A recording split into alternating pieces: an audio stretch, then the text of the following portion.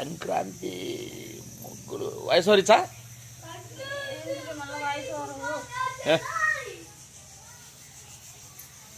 మొత్తానికి అయితే మాధవేసి గట్లు వేసి కల్లాపు చల్లి నుగ్గులు చేసి తులసి కొట్టగాడ ముగ్గేసింది. తులజమ్మ మా ఇంట్లో చూడు ఎంత బలంగా మలిచిపోతుందో, పెరిగిపోతుంది. గులాబీ చెట్టు ఏం పూలు పోయలేదే. మొత్తానికి అయితే అలంకరణ బాగుందబ్బా. రాక వచ్చిన ఏడాది సంక్రాంతికి మొత్తానికి 7 గంటలకు 7 గంటలకంట 5 గంటలకు లేచి 5 గంటలగా 4 గంటలకా 4 గంటలకు లేచి శుభ్రత పరిశుభ్రత మౌనవ్రతం పాటించిన మాదవి. అదే కదా, దీన్ని మానవ్రతం అన్నారు, మౌనవ్రతం అంటారు. మానవ్రతం అంటే మళ్ళా అర్థాలు వేరొచ్చాయి. మొత్తానికి తినక మా బయలల్లో ఖాళీగా ఇంకా విత్తనాలు మొదలవుతాయి వేస్తారు. మొత్తానికి తినక మాకు పాలకూర, పచ్చిమిరపకాయలు, తొలిచాకు చెట్లు దీంట్లో కూడా పన్నాయి. చెప్పు ఏదన్నా. ఇంకా అటు సైడ్ తినక బ్రహ్మాండంగా పెద్ద ముగ్గు వేసింది మాధవి. అది మాధవినోడు తిన్నాం. నీకు ఈ ముగ్గేచ్చు అంటే నీకేమనిపించింది మాధవి? దేవుడు నడిచేస్తాను అనిపిస్తుంది, దేవత నడిచేస్తుంది అనిపిస్తుంది. నిన్న పండగ అయిపోయింది ఫ్రెండ్స్.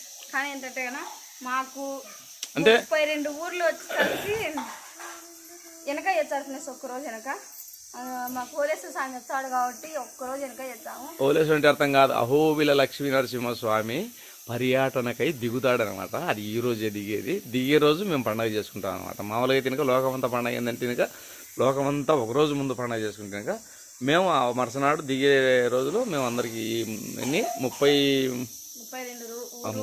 ఊర్లో 33 ఊర్లో మొత్తానికి 40 ఊర్లో నాకు తెలియలే. కానీ ఆ దిగే రోజు పండుగ చేసుకుంటారు ఎక్కువ మా సైడు. ఎప్పటికి ప్రతి సంవత్సరం ఇది మా పూర్వీకుల నుండి జరిగే పద్ధతి అనమాట. అంటే మా పెద్దల వయసు నుండి మళ్ళీ ఏం చేసేది, ఎందుకంటే సాగుని దింపేది ఎత్తేది అంతా మా వాళ్ళే అనమాట. అంతా బోయిలు అంటారు ఇక్కడ. అంటే ఇప్పుడు బోయిలు అంటే అదే పీఠాన్ని మోస్తారు కదా వాళ్ళని అనమాట. ఆయన ఇప్పుడు దిగి శాసించేది.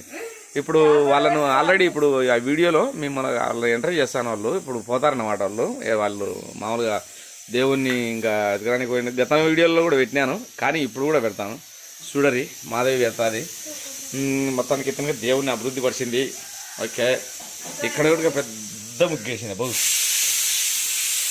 ముద్దుగా పెద్ద ముగ్గేసి దయ్యమా నీళ్ళు కూడా వేసుకునే మంగ ఉంటానండి.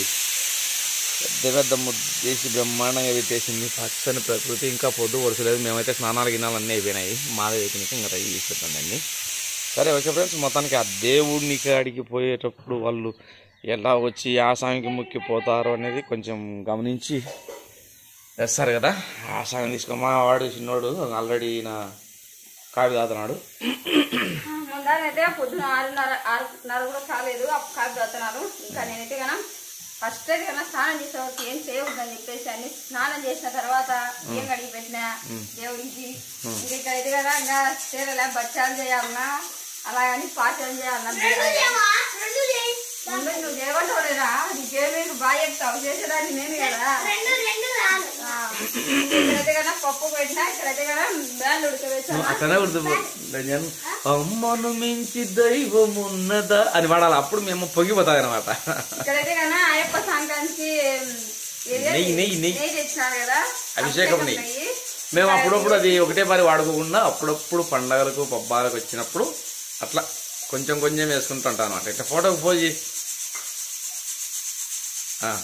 అడిగినప్పుడు మాత్రం నిలబడతాను. అంతే పోతే కనుక ఆడ మన సాత్కాడ లింగమయ్య స్వామి ఉన్నాడు కదా. లింగమయ్య స్వామి కాడికి వాళ్ళు మా పీఠం మోసే వాళ్ళు మా బోయిలంతా వచ్చే వాళ్ళను చూపిస్తాను. అంతవరకు కొంచెం మనం కన్మిట్లు ఉన్నాం. ఓకే రెడీ, ఇంకా వీడియో ఆడిపోయి వెళ్ళాం.